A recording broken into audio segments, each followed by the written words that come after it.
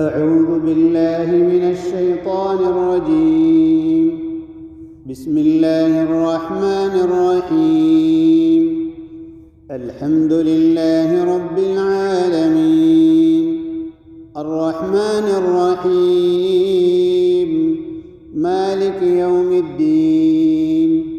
إياك نعبد وإياك نستعين.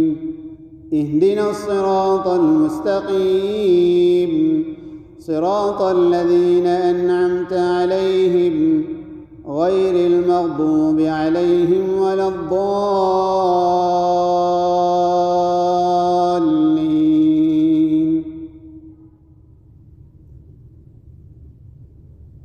بسم الله الرحمن الرحيم.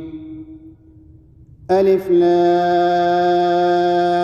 ميم. ذلك الكتاب لا ريب فيه هدى للمتقين الذين يؤمنون بالغيب ويقيمون الصلاة ومما رزقناهم ينفقون والذين يؤمنون بما أنزل إليك وما أنزل من قبلك وبالآخرة هم يوقنون أولئك على هدى من ربهم وأولئك هم المفلحون. إن الذين كفروا سواء عليهم أأنذرتهم أم لم تنذرهم لا يؤمنون. ختم الله على قلوبهم وعلى سمعهم وعلى أبصارهم غشاوة ولهم عذاب عظيم. ومن الناس من يقول آمنا بالله وباليوم الآخر وما هم بمؤمنين يخادعون الله والذين آمنوا وما يخدعون إلا أنفسهم وما يشعرون. في قلوبهم مرض فزادهم الله مرضا ولهم عذاب أليم بما كانوا يكذبون. وإذا قيل لهم لا تفسدوا في الأرض قالوا إنما نحن مصلحون ألا إنهم هم المفسدون ولكن لا يشعرون. وإذا قيل لهم آمنوا كما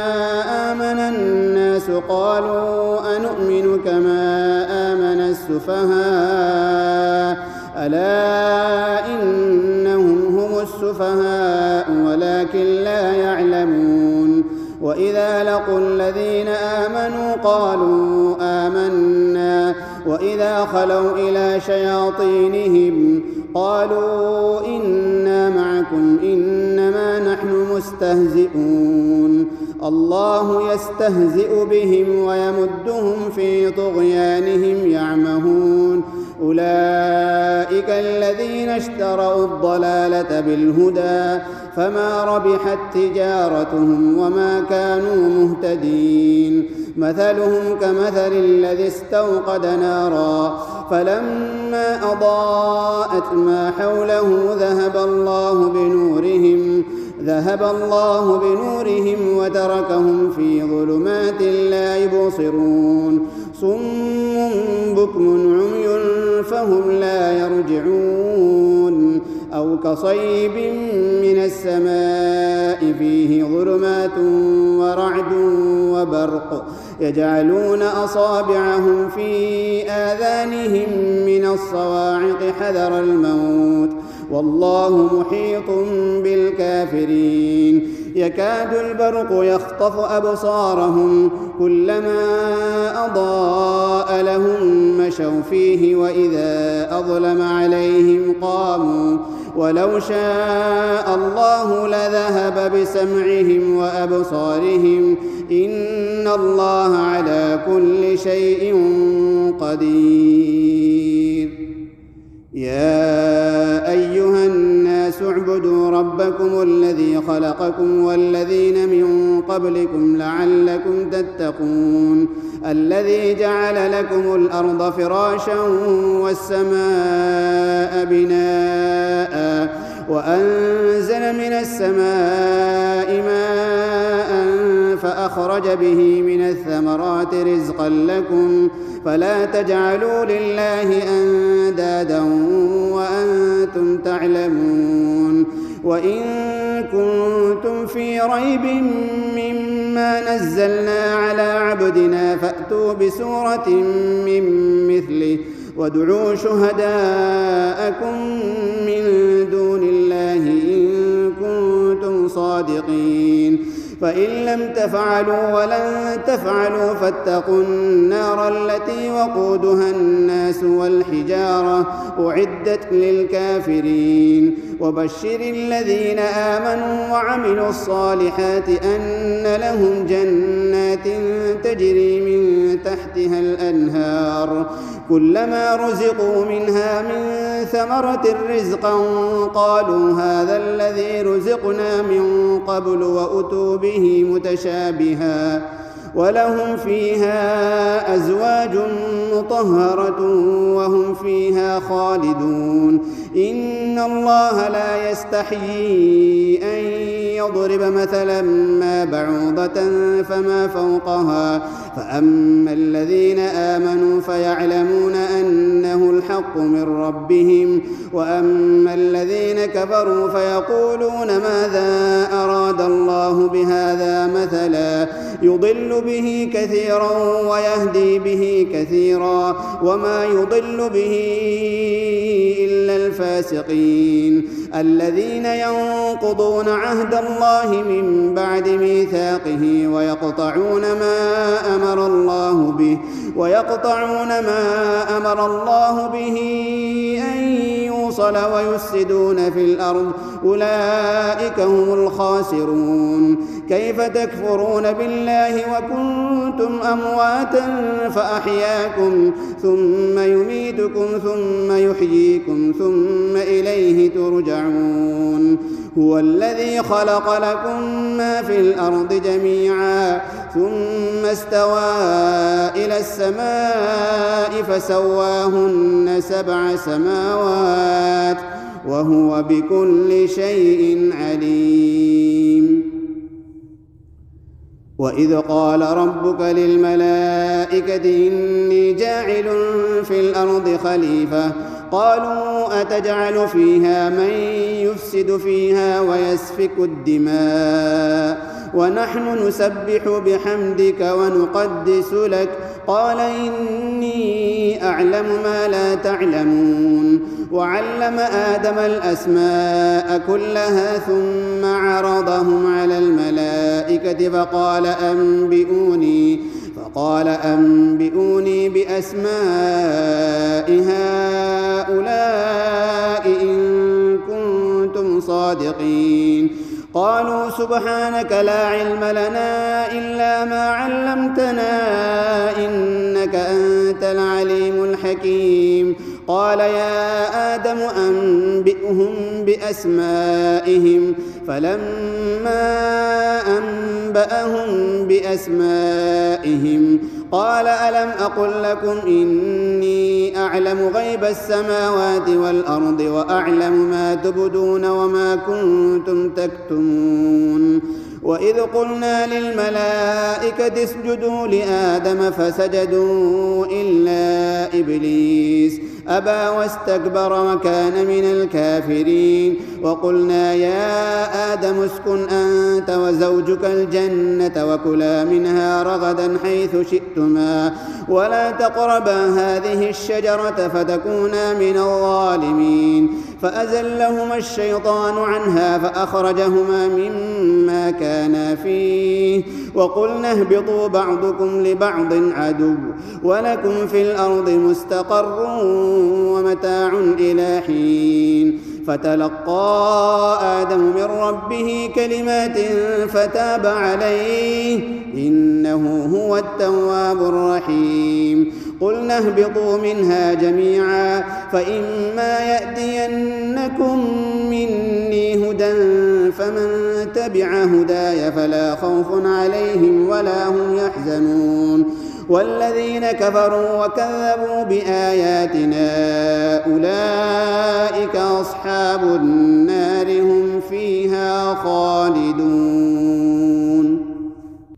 يا بني إسرائيل اذكروا نعمتي التي أنعمت عليكم وأوفوا بعهدي أوف بعهدكم وإياي فارهبون وآمنوا بما أنزلت مصدقا لما معكم ولا تكونوا أول كافر به ولا تشتروا بآياتي ثمنا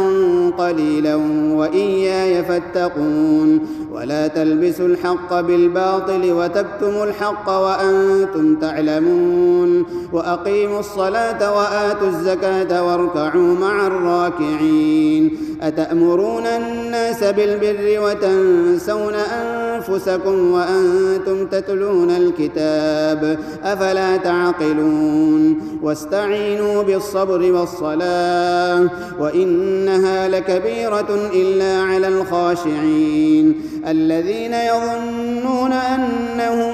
ملاقو ربهم وأنهم إليه راجعون يا بني إسرائيل اذكروا نعمتي التي أنعمت عليكم وأني فضلتكم على العالمين واتقوا يوما لا تجزي نفس عن نفس شيئا ولا يقبل منها شفاعة ولا يؤخذ منها عدل ولا هم ينصرون وإذ نجيناكم من آل فرعون يسومونكم سوء العذاب يذبحون أبناءكم ويستحيون نساءكم وفي ذلكم بلاء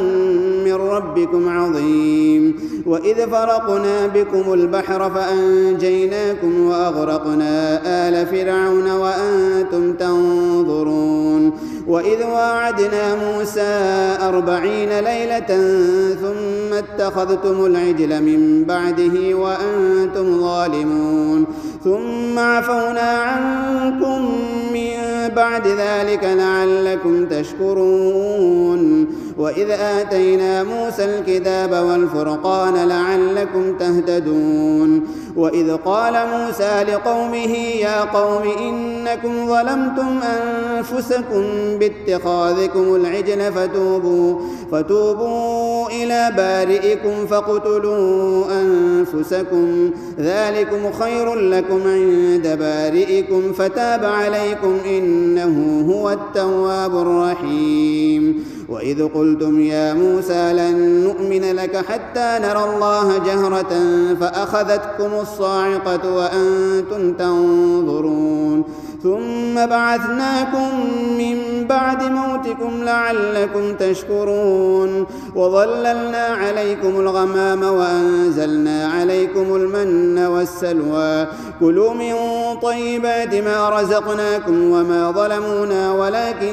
كانوا أنفسهم يظلمون وإذ قلنا ادخلوا هذه القرية فكلوا منها حيث شئتم رغدا وادخلوا الباب سجدا وقولوا حطة نغفر لكم خطاياكم وسنزيد المحسنين فبدل الذين ظلموا قولا غير الذي قيل لهم فأنزلنا على الذين ظلموا رجزا من السماء بما كانوا يفسقون وإذ استسقى موسى لقومه فقلنا اضرب بعصاك الحجر فانفجرت منه 12 عينا قد علم كل أناس مشربهم كلوا واشربوا من رزق الله ولا تعثوا في الأرض مفسدين وإذ قلتم يا موسى لن نصبر على طعام واحد فادع لنا ربك يخرج لنا مما تنبت الأرض من بقلها وقثائها وفومها وعدسها وبصلها قال أتستبدلون الذي هو أدنى بالذي هو خير اهبطوا مصرا فإن لكم ما سألتم وضربت عليهم الذلة والمسكنة وباءوا بغضب من الله ذلك بأنهم كانوا يكفرون بآيات الله ويقتلون النبيين بغير الحق ذلك بما عصوا وكانوا يعتدون إن الذين آمنوا والذين هادوا والنصارى والصابئين من آمن بالله واليوم الآخر وعمل صالحا فلهم أجرهم عند ربهم ولا خوف عليهم ولا هم يحزنون وإذ أخذنا ميثاقكم ورفعنا فوقكم الطور خذوا ما آتيناكم بقوة واذكروا ما فيه لعلكم تتقون ثم توليتم من بعد ذلك فلولا فضل الله عليكم ورحمته لكنتم من الخاسرين ولقد علمتم الذين اعتدوا منكم في السبت فقلنا لهم كونوا قردة خاسئين فجعلناها نكالا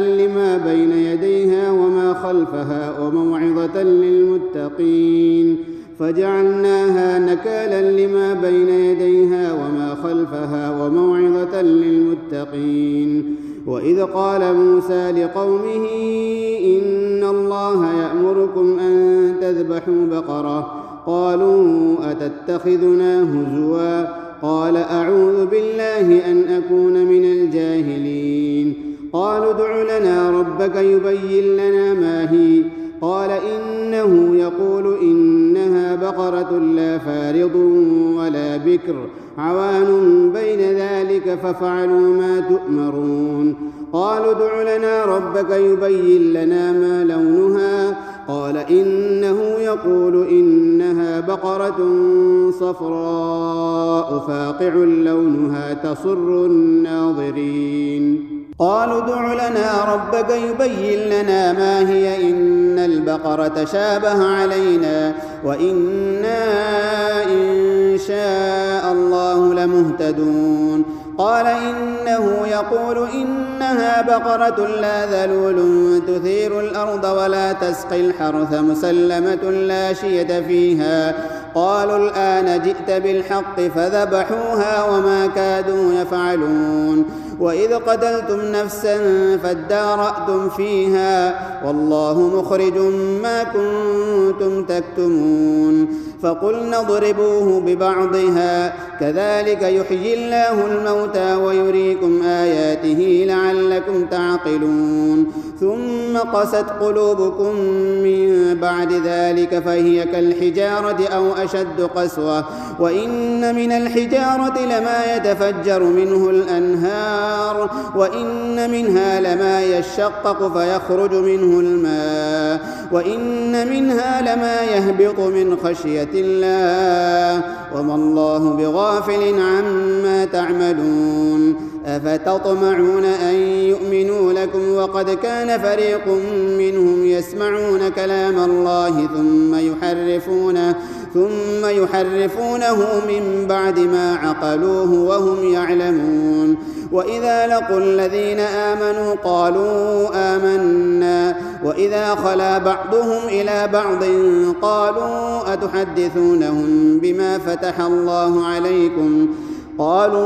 أتحدثونهم بما فتح الله عليكم ليحاجوكم به عند ربكم أفلا تعقلون أولا يعلمون أن الله يعلم ما يسرون وما يعلنون ومنهم أميون لا يعلمون الكتاب إلا أماني وإن هم إلا يظنون فويل للذين يكتبون الكتاب بأيديهم ثم يقولون هذا من عند الله ليشتروا به ثمنا قليلا فويل لهم مما كتبت أيديهم وويل لهم مما يكسبون وقالوا لن تمسنا النار إلا أياما معدودة قل أتخذتم عند الله عهدا فلن يخلف الله عهده أم تقولون على الله ما لا تعلمون بلى من كسب سيئة وأحاطت به خطيئته فأولئك أصحاب النار هم فيها خالدون والذين آمنوا وعملوا الصالحات أولئك أصحاب الجنة هم فيها خالدون وإذ أخذنا ميثاق بني إسرائيل لا تعبدون إلا الله وبالوالدين إحسانا وذي القربى واليتامى والمساكين وقولوا للناس حسنا وأقيموا الصلاة وآتوا الزكاة ثم توليتم إلا قليلا منكم وأنتم معرضون وإذ أخذنا ميثاقكم لا تسفكون دماءكم ولا تخرجون أنفسكم من دياركم ثم أقررتم وأنتم تشهدون ثم أنتم هؤلاء تقتلون أنفسكم وتخرجون فريقا منكم من ديارهم تظاهرون عليهم بالإثم والعدوان وإن يأتوكم أسارى تفادوهم وهو محرم عليكم إخراجهم أفتؤمنون ببعض الكتاب وتكفرون ببعض فما جزاء من يفعل ذلك منكم إلا خزي في الحياة الدنيا ويوم القيامة يردون إلى أشد العذاب وما الله بغافل عما تعملون أولئك الذين اشتروا الحياة الدنيا بالآخرة فلا يخفف عنهم العذاب ولا هم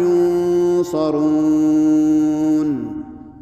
ولقد آتينا موسى الكتاب وقفينا من بعده بالرسل وآتينا عيسى ابن مريم البينات وأيدناه بروح القدس أفكلما جاءكم رسول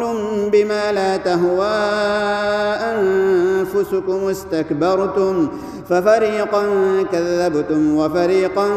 تقتلون وقالوا قلوبنا غلف بل لعنهم الله بكفرهم فقليلا ما يؤمنون ولما جاءهم كتاب من عند الله مصدق لما معهم وكانوا من قبل يستفتحون على الذين كفروا فلما جاءهم ما عرفوا كفروا به فلعنة الله على الكافرين بئس ما اشتروا به أنفسهم أن يكفروا بما أنزل الله بغيا أن ينزل الله من فضله على من يشاء من عباده فباءوا بغضب على غضب وللكافرين عذاب مهين وإذا قيل لهم آمنوا بما أنزل الله قالوا نؤمن بما أنزل علينا ويكفرون بما وراءه وهو الحق مصدقا لما معهم قل فلم تقتلون أنبياء الله من قبل إن كنتم مؤمنين ولقد جاءكم موسى بالبينات ثم اتخذتم العجل من بعده وأنتم ظالمون وإذ أخذنا ميثاقكم ورفعنا فوقكم الطور خذوا ما آتيناكم بقوة واسمعوا قالوا سمعنا وعصينا وأشربوا في قلوبهم العجل بكفرهم قل بئس ما يأمركم به إيمانكم إن كنتم مؤمنين قل إن كانت لكم الدار الآخرة عند الله خالصة من دون الناس فتمنوا الموت إن كنتم صادقين ولن يتمنوه أبدا بما قدمت أيديهم والله عليم بالظالمين ولتجدنهم أحرص الناس على حياة ومن الذين أشركوا يود أحدهم لو يعمر 1000 سنة وما هو بمزحزحه من العذاب أن يعمر والله بصير بما يعملون قل من كان عدوا لجبريل فإنه نزله على قلبك بإذن الله مصدقا لما بين يديه وهدى وبشرى للمؤمنين من كان عدوا لله وملائكته ورسله وجبريل وميكال فإن الله عدو للكافرين ولقد أنزلنا إليك آيات بينات وما يكفر بها إلا الفاسقون أو كلما عاهدوا عهدا نبذه فريق منهم بل أكثرهم لا يؤمنون ولما جاءهم رسول من عند الله مصدق لما معهم نبذ فريق من الذين أوتوا الكتاب كتاب الله وراء ظهورهم كأنهم لا يعلمون واتبعوا ما تتلو الشياطين على ملك سليمان وما كفر سليمان ولكن الشياطين كفروا يعلمون الناس السحر وما أنزل على الملكين ببابل هاروت وماروت وما يعلمان من أحد حتى يقولا إنما نحن فتنة فلا تكفر فيتعلمون منهما ما يفرقون به بين المرء وزوجه وما هم بضارين به من أحد إلا بإذن الله ويتعلمون ما يضرهم ولا ينفعهم ولقد علموا لمن اشتراه ما له في الآخرة من خلاق ولبئس ما شروا به أنفسهم لو كانوا يعلمون ولو أنهم آمنوا واتقوا لمثوبة من عند الله خير لو كانوا يعلمون يا أيها الذين آمنوا لا تقولوا راعنا وقولوا انظرنا واسمعوا وللكافرين عذاب أليم ما يود الذين كفروا من أهل الكتاب ولا المشركين أن ينزل عليكم من خير من ربكم والله يختص برحمته من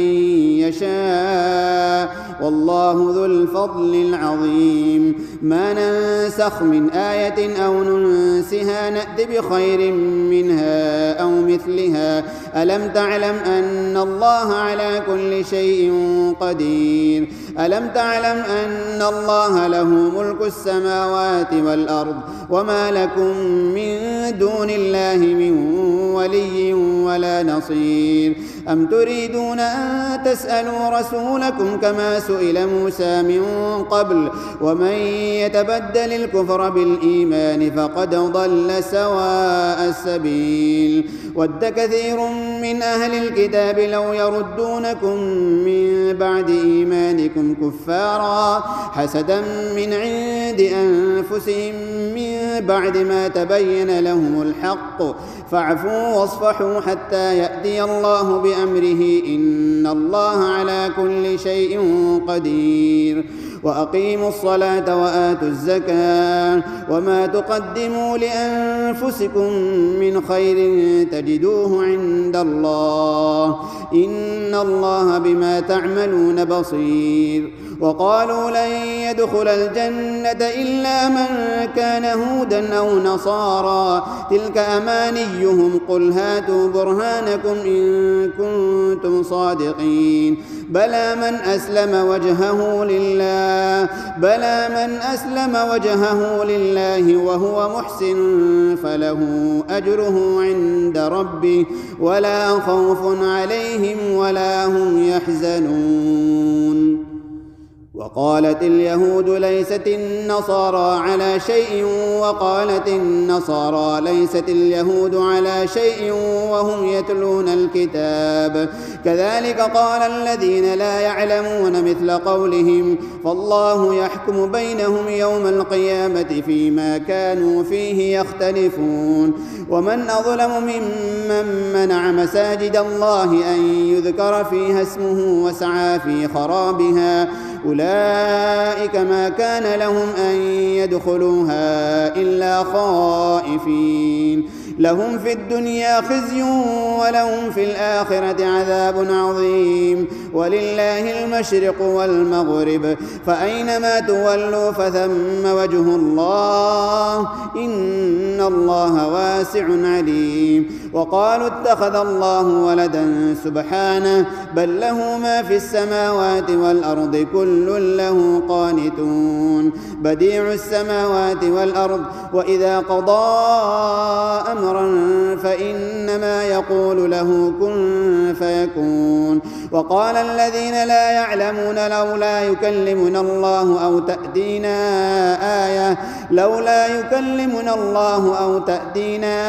آية كذلك قال الذين من قبلهم مثل قولهم تشابهت قلوبهم قد بينا الآيات لقوم يوقنون. إنا أرسلناك بالحق بشيرا ونذيرا ولا تسأل عن أصحاب الجحيم. ولن ترضى عنك اليهود ولا النصارى حتى تتبع ملتهم قل إن هدى الله هو الهدى ولئن اتبعت أهواءهم بعد الذي جاءك من العلم ما لك من الله من ولي ولا نصير. الذين آتيناهم الكتاب يتلونه حق تلاوته أولئك يؤمنون به ومن يكفر به فأولئك هم الخاسرون. يا بني إسرائيل اذكروا نعمتي التي أنعمت عليكم وأني فضلتكم على العالمين. واتقوا يوما لا تجزي نفس عن نفس شيئا ولا يقبل منها عدل ولا تنفعها شفاعة ولا هم ينصرون. وإذ ابتلى إبراهيم ربه بكلمات فأتمهن قال إني جاعلك للناس إماما قال ومن ذريتي قال لا ينال عهد الظالمين. وإذ جعلنا البيت مثابة للناس وأمنا واتخذوا من مقام إبراهيم مصلى وعهدنا إلى إبراهيم وإسماعيل أن طهرا بيتي للطائفين والعاكفين والركع السجود. وإذ قال إبراهيم رب اجعل هذا بلدا آمنا وارزق أهله من الثمرات من آمن منهم بالله واليوم الآخر قال ومن كفر فأمتعه قليلا ثم أضطره إلى عذاب النار وبئس المصير. وإذ يرفع إبراهيم القواعد من البيت وإسماعيل ربنا تقبل منا إنك أنت السميع العليم ربنا واجعلنا مسلمين لك ومن ذريتنا أمة مسلمة لك وأرنا مناسكنا وتب علينا إنك أنت التواب الرحيم. ربنا وابعث فيهم رسولا منهم يتلو عليهم آياتك ويعلمهم الكتاب والحكمة ويزكيهم إنك أنت العزيز الحكيم. ومن يرغب عن ملة إبراهيم إلا من سفه نفسه ولقد اصطفيناه في الدنيا وإنه في الآخرة لمن الصالحين. إذ قال له ربه أسلم قال أسلمت لرب العالمين. ووصى بها إبراهيم بنيه ويعقوب يا بني إن الله اصطفى لكم الدين فلا تموتن إلا وأنتم مسلمون. أم كنتم شهداء إذ حضر يعقوب الموت إذ قال لبنيه ما تعبدون من بعدي قالوا نعبد إلهك وإله آبائك إبراهيم وإسماعيل وإسحاق إلها واحدا ونحن له مسلمون. تلك أمة قد خلت لها ما كسبت ولكم ما كسبتم ولا تسألون عما كانوا يعملون. وقالوا كونوا هودا أو نصارى تهتدوا قل بل ملة إبراهيم حنيفا وما كان من المشركين. قولوا آمنا بالله وما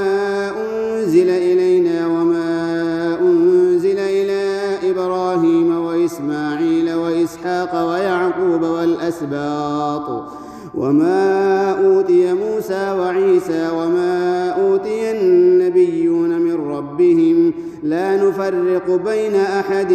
منهم ونحن له مسلمون فإن آمنوا بمثل ما آمنتم به فقد اهتدوا وإن تولوا فإنما هم في شقاق فسيكفيكهم الله وهو السميع العليم صبغة الله ومن أحسن من الله صبغة ونحن له عابدون قل أتحاجوننا في الله وهو ربنا وربكم ولنا أعمالنا ولكم أعمالكم ونحن له مخلصون أم تقولون إن إبراهيم وإسماعيل وإسحاق ويعقوب والأسباط كانوا هودا أو نصارى قل أأنتم أعلم أم الله ومن أظلم ممن كتم شهادة عنده من الله وما الله بغافل عما تعملون تلك أمة قد خلت لها ما كسبت ولكم ما كسبتم ولا تسألون عما كانوا